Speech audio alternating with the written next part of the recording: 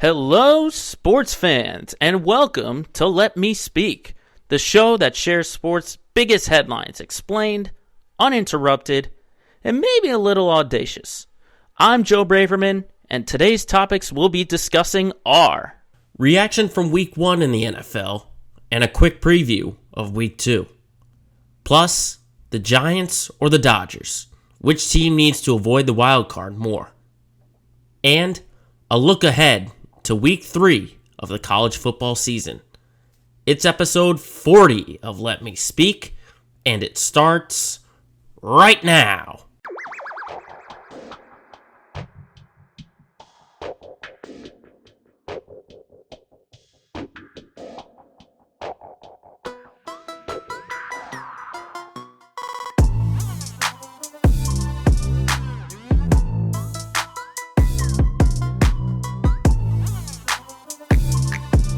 Here we are on Thursday, September 16th, 2021, the 40th. Can you believe it? 40 episodes of Let Me Speak coming at you. And I want to say thank you to everyone who was a part of this back from episode 1, back in November. And now we're all the way here at 40 episodes. I'm just going to do it every 5 or so. When we get to 45, when we get to 50, it's going to be insane. I can't believe I've gotten this far. And it's just been so fun to just talk sports and ultimately get my points out there. So this has been really fun, and thank you to all you dedicated viewers and listeners. I know who some of you are. But again, thank you. Meanwhile, in the current day, I do sound a little bit stuffy, a little bit of a cough from now and then. I am coming on the back half of a cold. We're almost there. We're almost done. It's been about a week. So hopefully this thing is going to be past, because it's a very special weekend. For those of you that know me personally, this is a big birthday month for my family and mine. We had my brother and my brother-in-law. Tomorrow is going to be my dad. Saturday is going to be my nana. Sunday is going to be mine.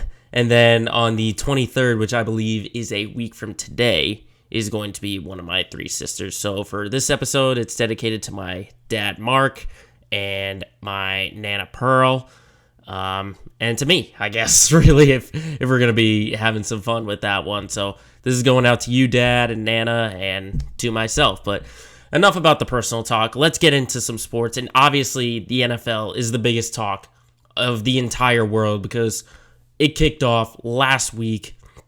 And I got to tell you, this was, in recent memory, the best week 1 that I have seen, in my personal opinion. I mean, there were so many games. I mean, if you're in any kind of like suicide league, suicide pool where you got to pick a team to win, it was hard this week. It was hard this week to figure out a team to really win because you almost had to throw out the expectation that like anything could happen essentially. But I mean, I think part of it was too, like, this kind of felt like a return 2 years in the making because last year, there were limited or no fans for basically every team, and now every stadium is allowing full capacity. So the energy was just incredible, going from Buffalo, New England, Vegas, LA, Tampa. It was just incredible. An incredible energy to see the fans back at full capacity. But talking about the action on the field, I think the biggest surprise from week 1 has to be in Jacksonville, where the Saints demolished the Packers 38-3. And I gotta say, Jameis Winston, I think he managed the game incredibly, just starting on the New Orleans side of things. Because I think everyone knows that this is a 5,000-yard passer, 30 touchdowns, but 30 picks. And I think everyone saw the 30 picks. But look at how he managed this game. 14-20, 148 yards, 5 touchdowns, a passer rating of almost 131, and a 92.5 QBR. I mean, it was incredible to see what Winston did in this game, and he looks like a totally new guy. And I think going to New Orleans was the best thing for him, because when he got drafted number 1, he had expectations of he's going to turn Tampa Bay around. He's going to turn the Buccaneers around, and obviously he couldn't live up to it. Then he signs last year with New Orleans. He's mentored by Sean Payton, mentored by Drew Brees. He gets the LASIK surgery. And I think that was the best thing for him. And I think Winston's going to be a totally new guy. I think he's going to be a new quarterback. I know we're not going to totally go nuts about week one, any predictions, but I think Jameis Winston is going to be a whole new quarterback that you see. And I was skeptical on the Saints possibly making the playoffs. I think after this week one performance, they're going to be just fine. I think, they are going to take a little bit of a step back because obviously you don't have Drew Brees as your quarterback, but the fact that Winston is there and he can make those deep throws, very impressive. But then, of course, Alvin Kamara was amazing, absolutely amazing. Because Winston, he did only throw it 20 times, but I think Kamara is going to be really helping this offense more than normal because of this change. I mean, he had the reception touchdown, and he had 83 of the 171 rush yards that New Orleans had. And I think especially after this week, it was important to get that week one win. Because when you look at their schedule, the way they're playing out, New Orleans might not be tested until week 5. Not until week 5, because they're in Carolina this week, then they go to New England, and then they host the Giants, and then week 5 would probably be their biggest test, and they have to go to Washington to play the Washington football team. So New Orleans could really go 4-1 or 5-0 heading into, 3-1 or 4-0 heading into that week 5 matchup, which I think is the biggest test for them so far. But obviously the other side of the football is talking about the Packers, the way that they were just terrible, absolutely terrible. And I'll even say it, Aaron Rodgers was downright horrible. Horrible for Green Bay. I mean, 15 of 28, 133 yards, and 2 picks. I mean, in my recent memory, I don't think I've ever seen Aaron Rodgers play this bad. This bad. Now, everyone's saying that he played bad, but I think head coach Matt LaFleur does get a little bit of criticism here because the Packers didn't have any kind of balanced offense at all. I mean, they had 229 total yards. 43 of them, though, were rush yards. Okay? 35 pass attempts to 15 rush attempts. It's not going to be all Aaron Rodgers. Okay? Aaron Rodgers is not going to be this savior where he's going to have to throw it 50 times. You need a balanced attack. That's why you re-signed Aaron Jones. But not only that, 3 turnovers. 3 turnovers, okay? That does not happen with this Green Bay team. Not at all. And it really brings up the question of how invested is Aaron Rodgers going to be, if they keep playing like this.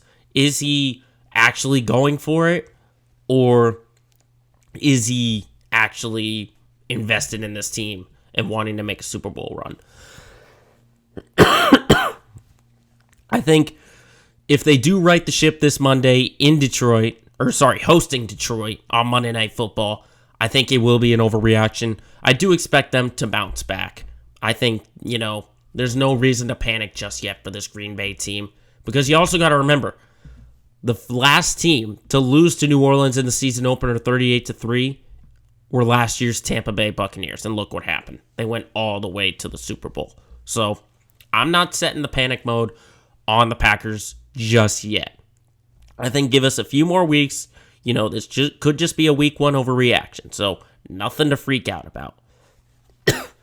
But I'd say the second biggest result, at least that I saw, was the Steelers-Bills game. I mean, the Steelers winning in Buffalo 23-16, that was shocking to me because that Bills offense didn't look like themselves. But before that part, I want to talk about Pittsburgh because I think this Pittsburgh defense is legit. The fact that they were able to hold this Buffalo team down. I mean, the blocked punt for the touchdown, stopping the Bills in the red zone when they needed to. Buffalo was only 1 of 4 in the red zone. 1 of 4. And I did say in all the pregame talk or preseason talk that the offense can't revolve around Ben Roethlisberger. And the load was taken off a little bit. He was 18 of 32, 188 yards and a touchdown.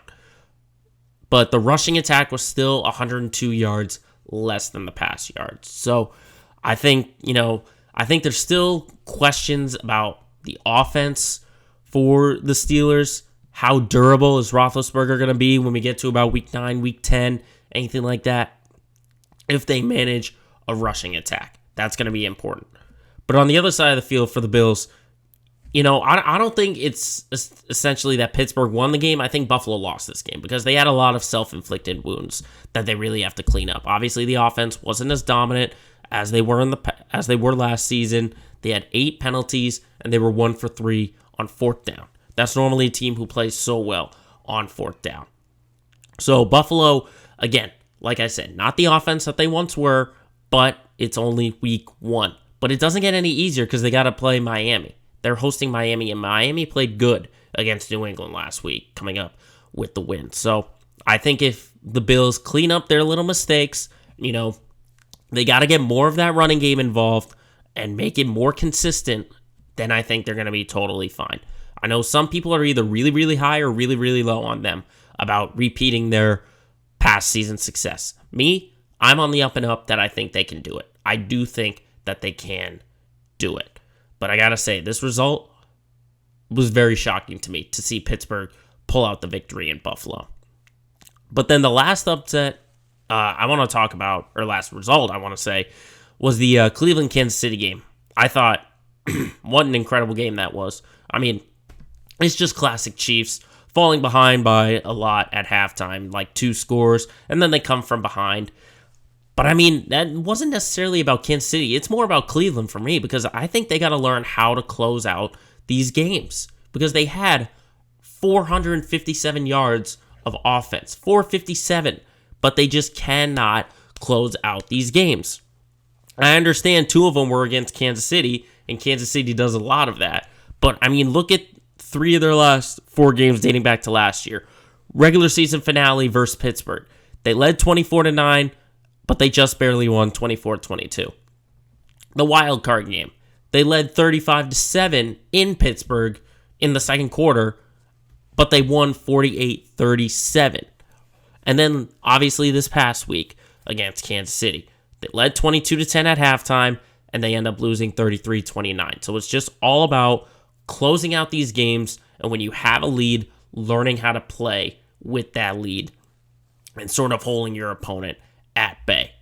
Now, to go for just a quick rundown of week 2, before that, I should also mention that Monday night game against the Ravens and the Raiders, unbelievable. But just a quick breakdown of most of the games here in week 2.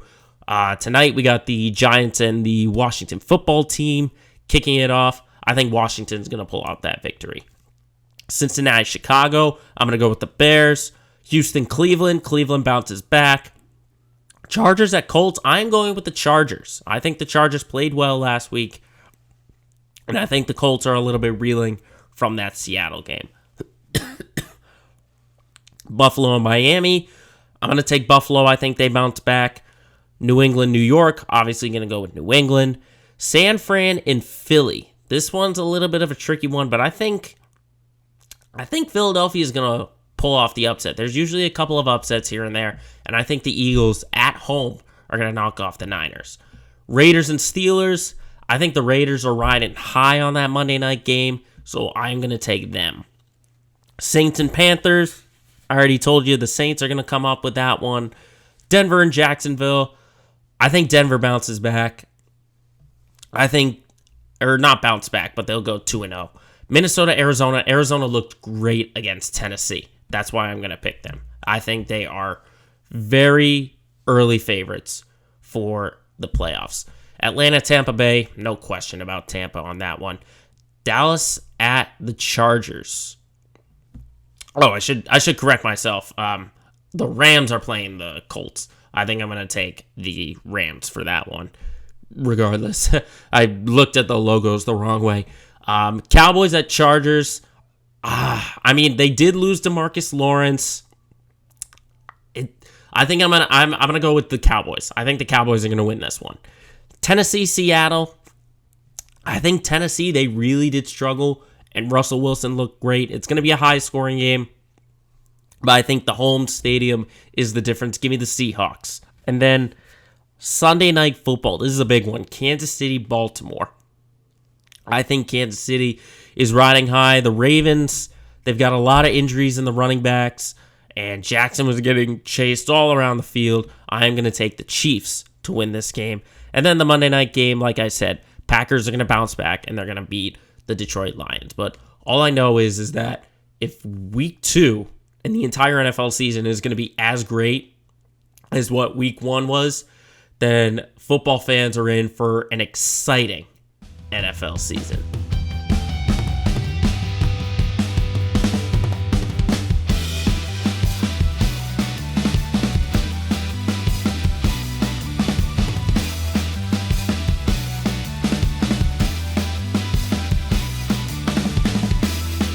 Our next topic is going to look into baseball. We are coming to the home stretch. Only a few weeks left in the regular season, and then we get into the postseason. But the big story has been in the National League all year long. It has been between the Giants and the Dodgers in the NL West. They've both clinched their playoff spots. They will be in the postseason, but one of them is going to be in the wild card game, a single elimination wild card game for one, and the other one gets to relax and get home field as the best team in the majors. The biggest question is who needs to avoid the wild card the most between these two teams, and I thought it's a great subject for our favorite segment, or at least my favorite subject of the week, known as Hot Takes.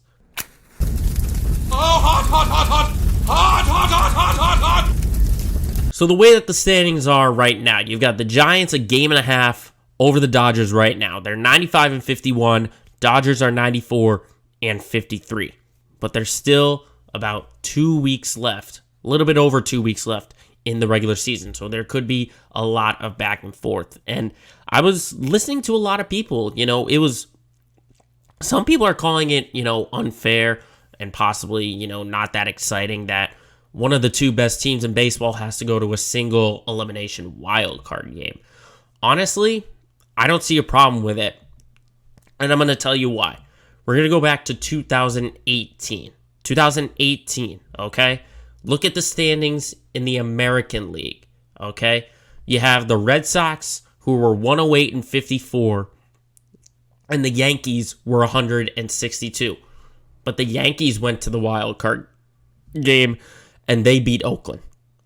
So it's not uncommon. It's not uncommon for a 100-win team projected to be in a wild card game because the Yankees did it only a few years ago. And yes, they were able to win that game and escape. But, the fact that all of a sudden the uproar is about either the Giants or the Dodgers being in the wild card game, what a bunch of hypocrites, okay? What a bunch of hypocrites. This happens all the time. All the time. So that don't get your panties in a bunch, you baseball writers or whatever that is, all right? Just deal with it, okay? Deal with it. But aside from that, looking at the wild card standings right now in the National League, obviously, whoever is not the West Division is going to be that first wild card, without a doubt. Right now, the Dodgers are 17 games up. 17 games up. And like I said, they already clinched a playoff spot, so we know they're going to be in regardless. Look at the teams who they might have to contend with. Right now, it's the Cardinals. They're a game up on the Padres. They're a game and a half up on the Reds. 3 up on the Phillies. 5 up on the Mets. Okay? So those are basically the teams that you have to think about. Out of those teams, I think the most dangerous ones to either the Giants or the Dodgers are the Padres, the Reds, and the Phillies. And I'm going to tell you why. Because the Padres, in-division rivals. Anything can happen with that game. I know they sent Blake Snell to the IL, and he's one of their stronger pitchers. But the fact that they're division rivals, that they're in the same division, that could open the door. That could open the door for a team with World Series expectations to get, gutted out by a division rival. Okay? Next, the Reds. I know they've lost 4 straight, but they still have a tremendous makeup right now. They were getting hot at the best time. I know people are going to say, wait, the Cardinals have won 5 straight. How are they not playing at the best time? They are playing at the best time. But the fact is, their offense cannot be sustained like Cincinnati's can. Like I said, Winker, Castellanos, they have so many pieces. Dietrich, they have a ton of pieces that will get them into the wild card. And like I mentioned a couple of weeks ago, they got great pitching. Wade Miley as a part of that one. I think Cincinnati is a sustainable team, and they can bounce back and get back into this. The Phillies, I know they are 3 games out, but their offense has been on fire. And like I said about their pitching, ever since they got Kyle Gibson, it's been a real boost of energy, a jolt of lightning to get them back into this wild card race. So those are really the 3 teams that I see as really being big contenders for the Dodgers or the Giants, depending on which one of them makes the wild card. Now, in terms of who needs to avoid it more, I mean, the Dodgers are the defending World Series champs. So there's not really a ton of expectation. I mean, they have had projections of repeating and stuff like that. But it's not like it'll be a total failure if they have this tremendous record and fall out. Because when you think about it, they're always at the top. They're always in this sort of idea. I mean, they've made the World Series 3 out of the last 4 years. So they're always up there. And most likely, they're going to be able to do this again next year. They will at least be World Series contenders. Meanwhile, for the Giants, no one expected them to have the best record in baseball. No one at all. And to waste it by being eliminated in the wild card would be a total shot to the heart for them. And it would be maybe the biggest collapse in baseball history. Maybe. Because this is a team that totally exceeded expectations. Everyone was expecting them to come back down to earth, and they haven't. Now, for the wild card game itself, for the Dodgers, you have a ton of options in terms of who you're going to throw out there. Kershaw, Scherzer, Buehler, Urias, even David Price possibly, if your starter doesn't go that long. They have a ton of options out there, and obviously they have the lineup to sustain some offense. Betts, Muncy, Bellinger, Seager, you name it, they got it. Like I said a while back. The Giants, I think they throw out either Gausman or DeSclafani. I think their offense with Chris Bryant, I think is okay. They have Chris Bryant. They've got a resurging Buster Posey, Crawford, all those guys. But I think it's in the best interest for the Giants to win this division. So just to get to the overarching question, the team that needs to avoid it the most are the Giants, because they don't have a lot of options right there. They don't have a ton of talent like the Dodgers do, okay? Scherzer's been undefeated. Max Scherzer has been undefeated since he came to the Dodgers in that trade with the Washington Nationals, okay? The Dodgers have a ton of options, as I listed, to throw out there in the wild card game. Plus, they're 10 times better. They should be 10 times better than anyone else who will be in that second wild card spot. The Giants, everyone's still got their doubts about them coming back down to earth, myself included, because when the postseason hits, that's when the true best teams come out. When you get on any kind of magical run, how well is your team going to be from top to bottom? Your starting rotation, your bullpen, your lineup.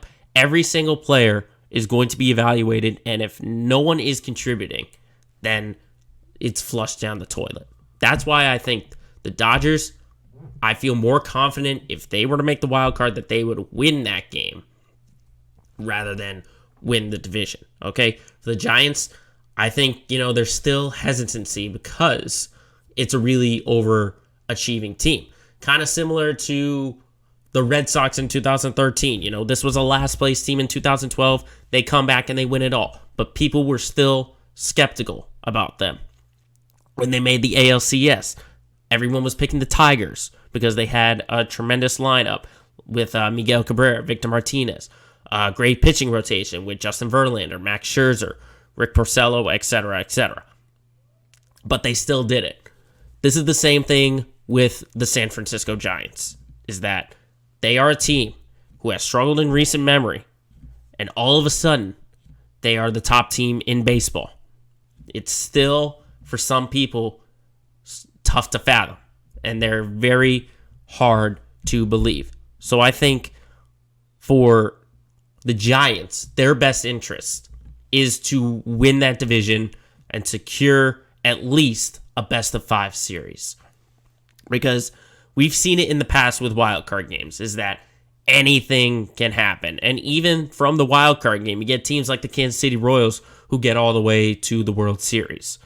But again, anything can happen in that wildcard game, and that's why it is so imperative that either team is going to fight to the end and get to that NL West at the top. Because we all know, in looking in the past of postseason baseball, anything, and I mean anything, can happen.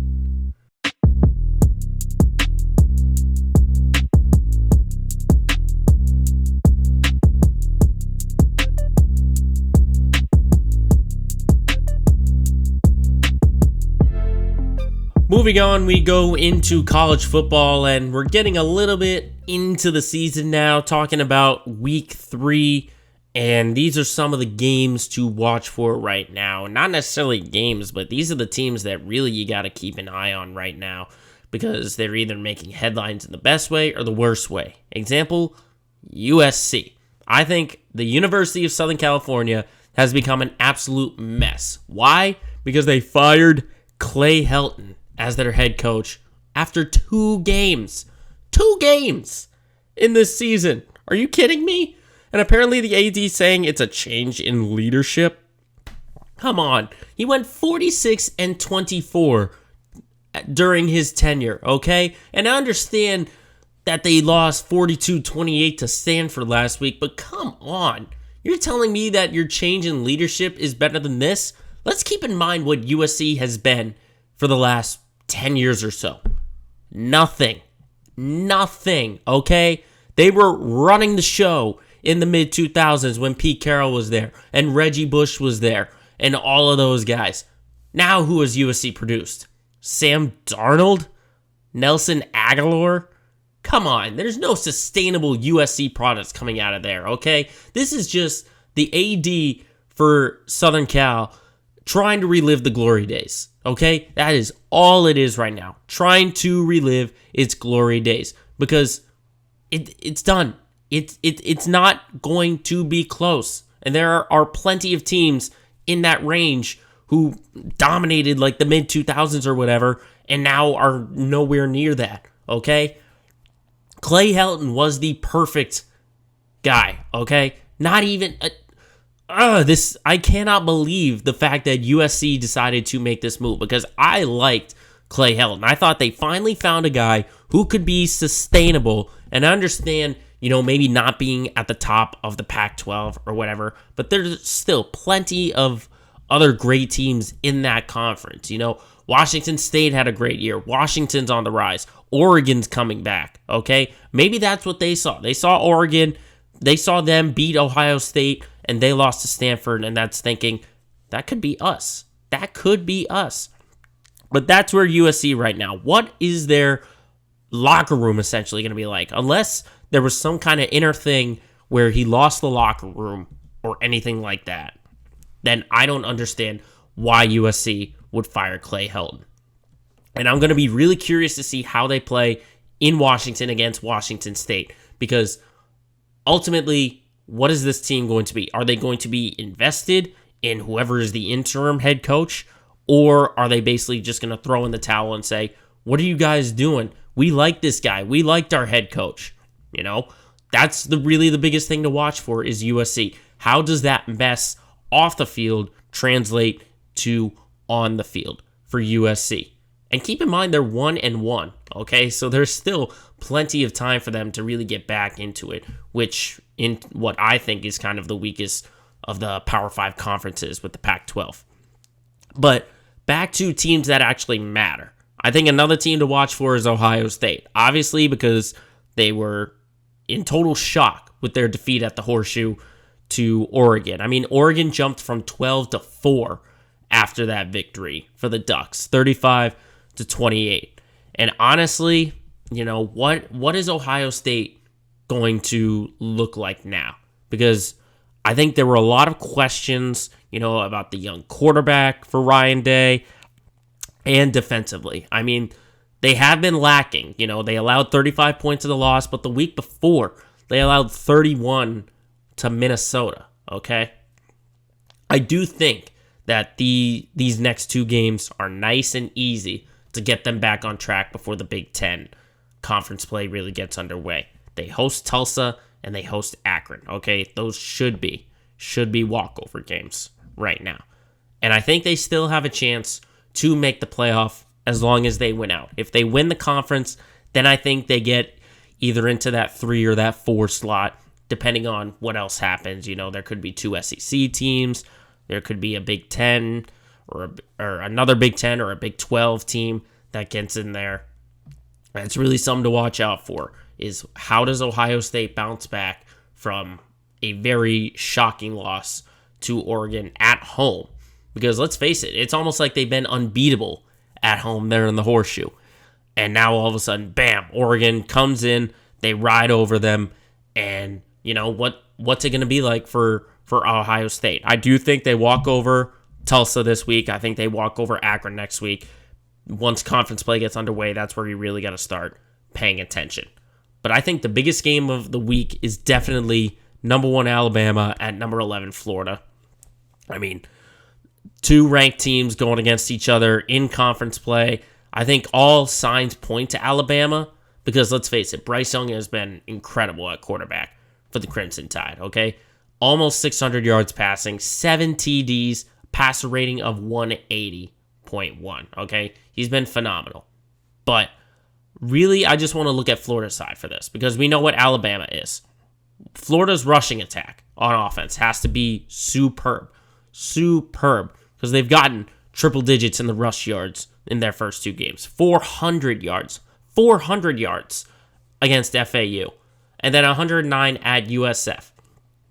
But it's the quarterback position that really has to be evaluated. And I think after this game, Dan Mullen is going to have to commit to one quarterback because Anthony Richardson, I think he's been great for the Gators for a sort of change of pace style. I mean, the quarterback has a 73 and an 80-yard rushing touchdown on his resume during these first 2 games. And meanwhile, their supposed QB1, Emory Jones, has thrown 2 picks in both of his games so far in his first 2 games.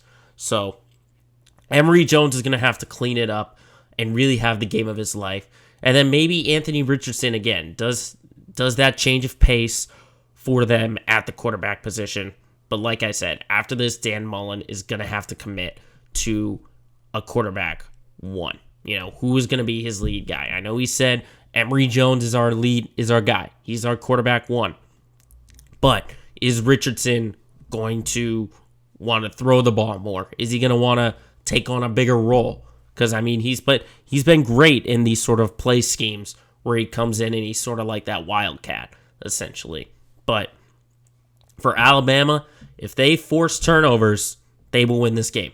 Okay? That's all it is, because turnovers are going to be the biggest difference in this game. They've forced 5 so far in their first 2 games. So I think if you had to ask me to make a pick, I think I would take Alabama for this one. I don't think you go against it unless you see them drop a game on the field. But like I said, Florida has a chance with those kind of keys and those roles that if they get this done, if they have a great rushing attack, if Richardson again does have a great game, an explosive touchdown run for X amount of yards, then the Gators will make this a contest. But I do think Florida does drop this game, and I think Alabama rolls with it. Should be no problem for the Crimson Tide. But this is the time where conference play starts getting underway for most of those Power 5 schools, so it's time to kick into high gear for the college football season.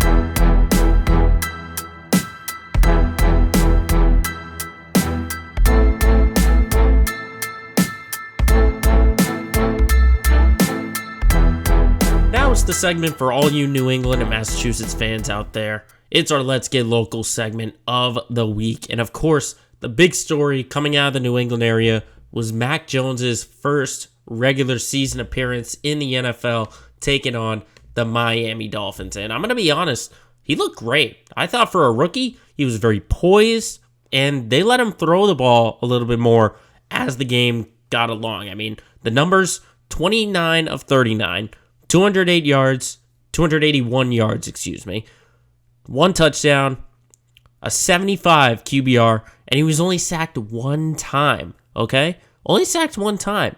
And I gotta say, like I said, very impressive, very impressive. Not only that, but he spread the ball around a lot. He'd hit Nelson Aguilar. He made 5 catches. James White made 6. Jacoby Myers made 6. Jonnu Smith got 5, and Hunter Henry got 3. So he really expanded the ball. And I don't think he was the cause. For why the Patriots lost that game 17-16, okay? It's all about just fundamentals. It's fundamentals, and that's something Bill Belichick really prides himself on. Because this team went 11 of 16 on third down. Extremely impressive. 268 yards passing, 125 yards rushing. They had more yards than the Dolphins, okay? But it was the mental mistakes that were the problem. They only went 1 of 4 in the red zone. They had 8 penalties. They turned the ball over twice, including the really costly one by Damian Harris. Okay? This is a good Miami team. Don't get that twisted. I think this is a Miami team that, again, contends for the wild card, okay? With the amount of weapons that they have. I think Tua, there's still some questions about Tagovailoa, about him. I think the running game still is kind of out there, but I think they've got great pass-catching weapons with Parker, Waddle, Gaskin, and all of that. I still think there's questions about them, but this is about New England. And I think Damian Harris, aside from that fumble, I thought he played great. And I have to vouch for him because he is on my fantasy team, so I got to defend him. And I got to pray that Bill Belichick doesn't bench him like he has in the past. But again, it's just small fundamentals for this Patriots team. Offense looked great. You know, it's basically everything that we had initially thought was going to happen for this New England team, is that the offense was going to be better, but the defense, especially in the secondary, was going to struggle. They were going to struggle without Stephon Gilmore, okay? But they only allowed 185 passing yards, okay? It's just when they got into that red zone where they were really, really tricky. Miami was 2 of 2. But I thought New England overall, you know, if I had to give it a grade, I would probably give it like a B, like a solid B, because the offense was steady. The defense, I thought the front 7 looked great. I thought Judon and everyone on the D-line looked great, and the linebacking core kind of back to their original ways. Just some small stuff to really clean up on. But like I said, penalties, turnovers, those are the things that Bill Belichick is going to have to clean up. And I think he will clean it up because he's got the Jets, okay? If there's any bounce back game that a team can look forward to, it's a game against the Jets. And I think Bill Belichick really had a talk in that locker room, really saying, like, don't be happy about this performance. You can't be happy with an L. Because no one's happy with a loss, obviously. But what's funny is that in recent memory, you know, this is the most optimism I've seen from a Patriots fans out in a loss in a long time, okay? There was a time where 13-3 was an absolute fail for them. And now here we are talking about moral victories for a Patriots team that's won 6 Super Bowls. So it's amazing how times have changed for here in Foxborough, Massachusetts. But I will say, again, I think this is one game. There's nothing really to get too excited or too angry about.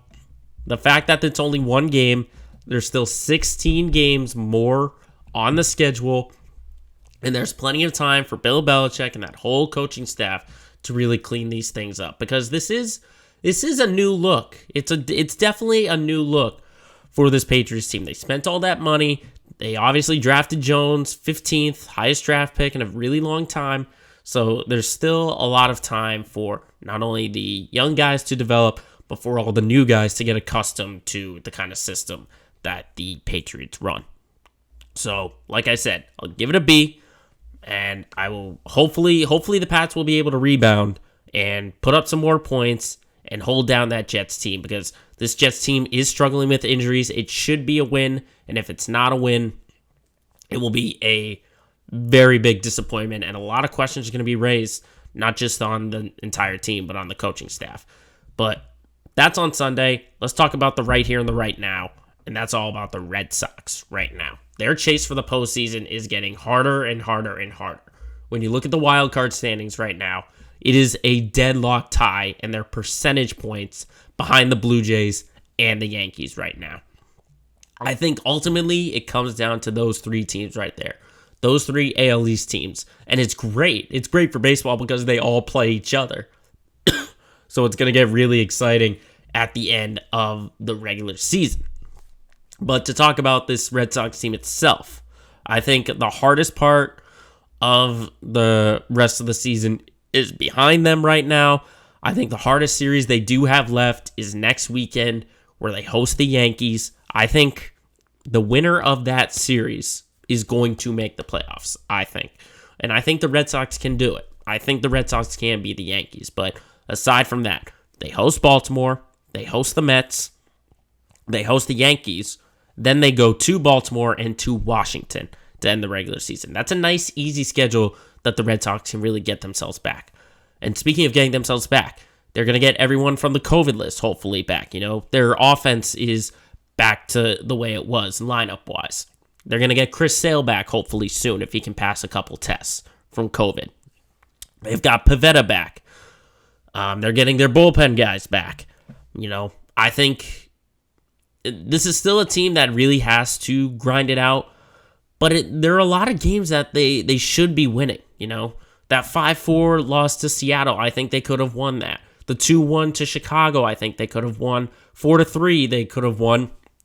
There's just a lot of games in recently that's really getting out of hand for them. And that's basically, it's kind of like they have to get down to the very end to be able to come up with these victories. And that's going to be stressful for a Red Sox fan. But if it's their way of winning the game, then have at it. Because I think this lineup is good. I do think it's one of the better lineups that the MLB has seen. I'm a big fan of Hunter Renfroe with what he's been doing. Bobby Dahlbeck has surprised everyone with how hot he has been swinging the bat. Martinez, you hope, is going to get out of his slump. Bogarts is back from the COVID IL, and Devers is doing his thing. These guys are good in the lineup. But again, it comes down to the pitching, and more so in the bullpen. I think we've seen over the 130, however many games, I think 140 or whatever, that they've played, this rotation is good. Not great, but good. You know, Rodriguez has his moments. Pivetta has his moments. If they let Tanner Howe go a little longer, I think he'll be good. And then obviously you get Chris Sale. But if you're like leading and you need to like really close out these games, who are you going to trust? Can you trust Ottavino? Can you trust Valdez, Davis, Robles? Again, these are names that don't make you feel relaxed. You know, even when you're up like 12-4, I remember they had a game or something like that. I told someone I'm not comfortable until that game is over and they have the win secured, because literally this bullpen, is not safe. It's not secure. Really, I said in the past, the only guy you can trust is Garrett Whitlock, and he's a rookie. He hasn't hit the postseason stage just yet. He's still young. And then I said the other guy was Matt Barnes, but he's on the COVID IL, and he struggled beforehand. So that's what we're saying. I mean, Ottavino is going to be your closer now. it's a lot of moving parts. Alex Cora is going to figure out, he's got to figure out what is the rotation of this bullpen like, okay? Because you have your long-term guys for when starters can't go long. That's Perez, that's Richards. You know that those are your guys. You know that Ottavino is somewhere in your back half, but the question is where? Is he your eighth inning guy or is he your closer, okay? Cora's got to figure that out. How does Ryan Brazier fit in now that he's back? Okay, that's what Cora has to do because he has been moving pieces in that bullpen pretty much all season long, and he has to firm down a rotation. Maybe Whitlock, instead of being Tanner Houck's bailout guy, becomes an eighth inning setup, or he becomes a closer. That's what Cora has to figure out. And I think what's good is that it's a nice, easy schedule, like I said, to finish out the regular season for them to figure it out. Again, they get the day off today, then they got a 3-game set at Fenway against the Orioles, followed by a 2-game set to host the Mets starting on that Tuesday. And ultimately, I do think this is a team, I said it last week that I firmed down that Toronto and Boston are going to be the 2 wildcard teams in the AL. Why? Because I think the Yankees, again, too inconsistent. They have gotten back on track, but it's been against the Mets, the Twins, and the Orioles. They get a couple of sets versus Cleveland versus Texas, but to end the season, a 3-game set in Boston, a 3-game set in Toronto, and a 3-game set hosting Tampa Bay. That is not easy, and that's where I think New York is going to falter. I think that's where they fall off. I think Toronto is too hot, and if they do get out of the wild card game, I do think they can make a World Series run with that lineup and their pitching coming back around. But I think on the Red Sox side, I think as long as they continue to at least play sustainable baseball, not winning baseball, sustainable baseball, then I think they find themselves in the postseason. But I got to tell you, as a Red Sox fan, it is not going to be easy because this team loves to carry it all the way down to the end and love to make it in the 9th inning or in the 10th inning like yesterday in Seattle. It's going to be very, very curious to see how the Red Sox attack this one. And hopefully, within these last 2 weeks, they'll be able to right the ship and get themselves in the MLB postseason.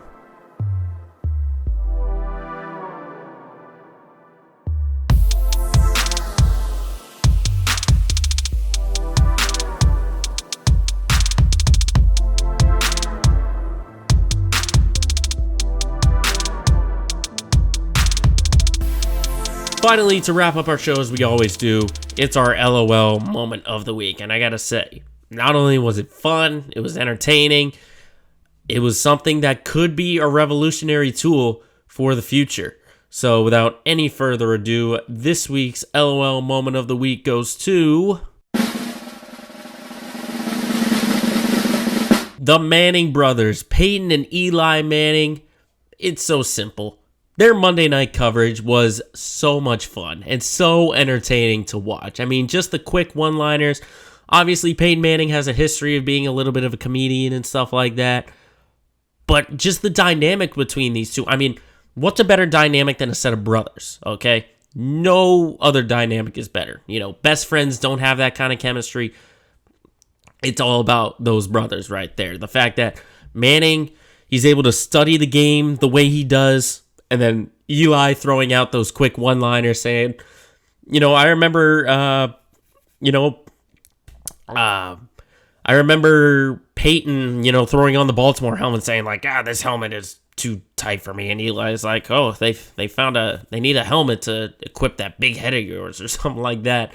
And then early on, there was Peyton imitating John Gruden and the two of them interviewing, Charles Barkley, Ray Lewis. I think this is a revolutionary tool. And this is coming from someone who wants to be a play-by-play announcer. I will say, keep the tradition. Keep the tradition. Respect your play-by-play announcers. And I think, for those, I love those sort of secondary things. With like the national championship for college football, they always have like secondary or third casts, something like that. For the NFL and stuff like that, this is something this brings viewers in. It brings viewers in, especially on a Monday night. Everyone is home from work and it's been a long day off the weekend and stuff like that. just watching a football game is boring, but watching it with the Manning brothers doing it the way they do and Peyton and Eli having that sort of banter, that's fun. That is fun to watch if you need a little laugh and stuff like that. I am all in on this setup right here for Peyton and Eli Manning. There was no play-by-play. It was just all analysis, just two guys talking with each other, talking football and stuff like that. And that's kind of what I like to see. That's like when you're watching a baseball game and they can't do play-by-play of every single thing. You got to have a conversation in there from time and again. That's why you have the dynamic, like in the NBA, Mike Breen, Van Gundy, and Jackson. That's why in the MLB, when you have conversations, they work so well. I like this setup here, and I like what ESPN and the NFL is doing because Peyton Manning and Eli Manning have tremendous chemistry, and they should, obviously, like I said. They're brothers, but the fact that it's just so different, I think, people like the sort of difference and stuff like that, and they'll just like it until it gets old. But I don't think this is going to get old. I think Peyton Manning with his comedic timing and his one-liners, and Eli throwing in his now and again, and I just think I think it's incredible. I think it's incredible, and I had a smile on my face. It was like I wasn't even paying attention to the game and watching those two, which I'm sure, people don't want to. I don't think the NFL or ESPN wants to be like, hey, don't put attention on yourselves. Keep it on the game. But, obviously if a big play happens, they got to stop the conversation and just be like, oh, look at this touchdown right here. But the fact that they were just so loose with it and not entirely serious, with the season opener, I absolutely loved it, and I think it's going to be something fun for football fans and for sports fans in general to tune into every single week. So, Peyton and Eli Manning, your dynamic chemistry and the fact that you can have so much fun on these Monday nights turn you into this week's LOL Moment of the Week.